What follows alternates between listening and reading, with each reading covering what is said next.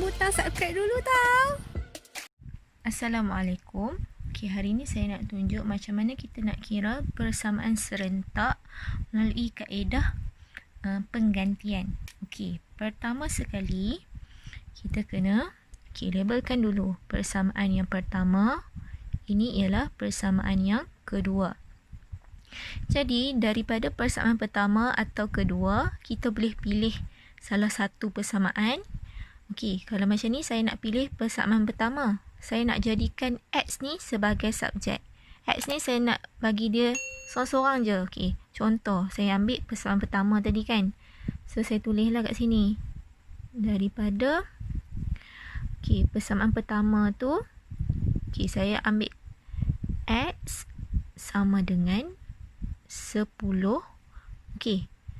Negatif 2Y ni saya bawa ke belah kanan.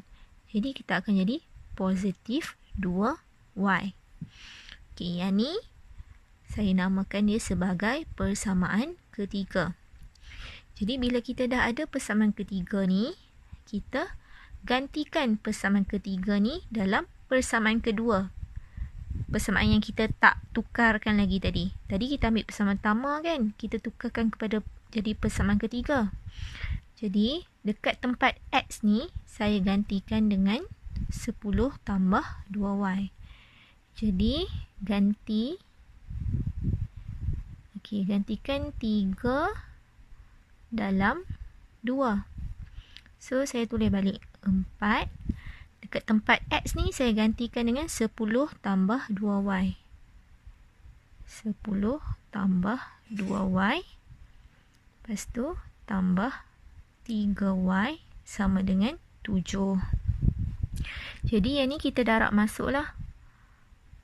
Jadi 40 tambah 8Y tambah 3Y sama dengan 7. Jadi kita ambil Y tambah Y lah. 8 tambah 3 kita akan dapat 11Y.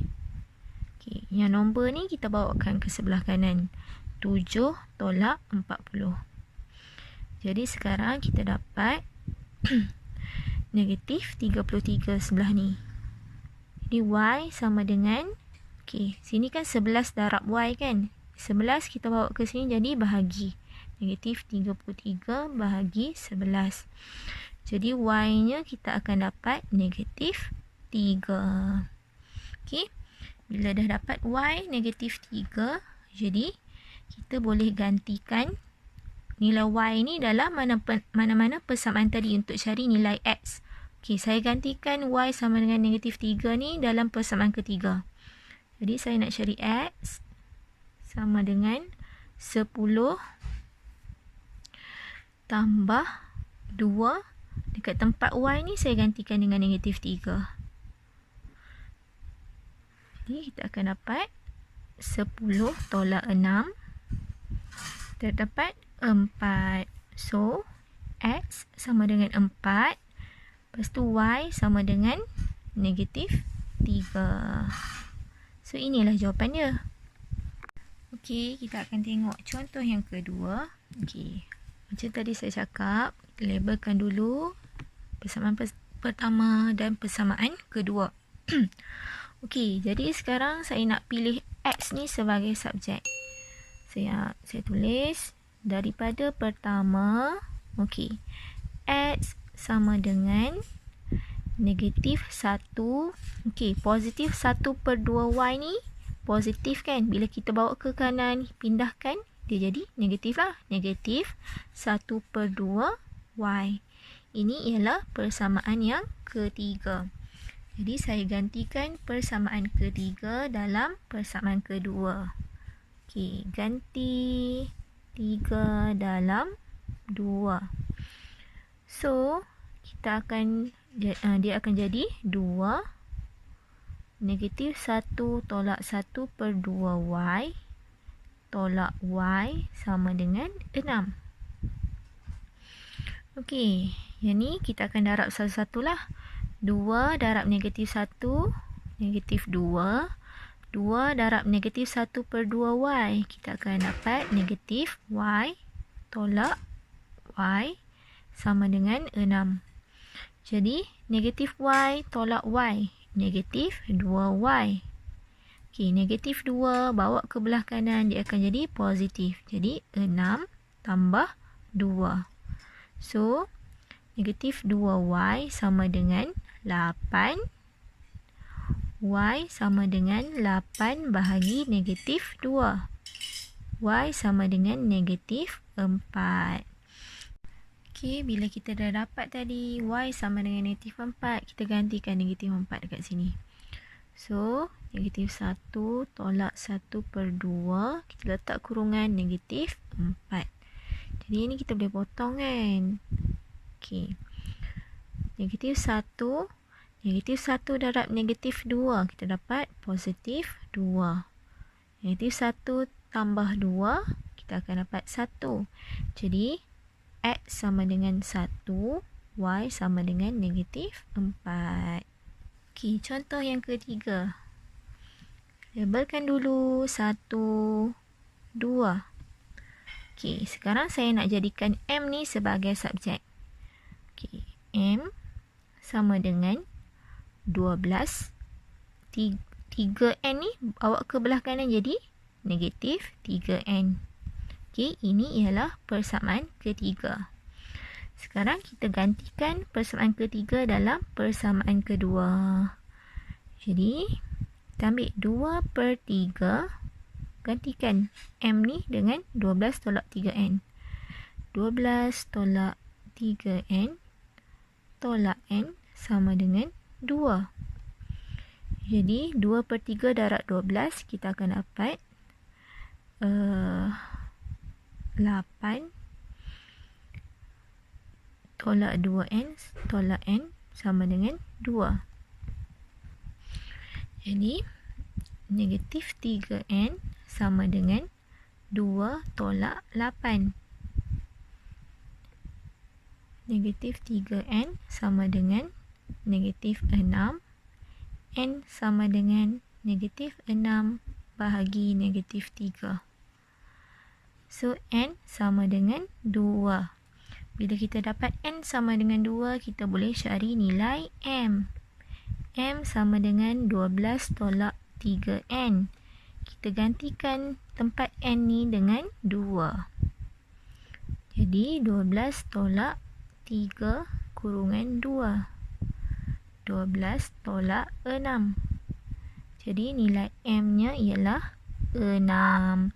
So, N sama dengan 2, M sama dengan 6. Okey. So, kita tengok contoh yang berikutnya. Okey, yang ni pun sama. Persamaan pertama, persamaan kedua.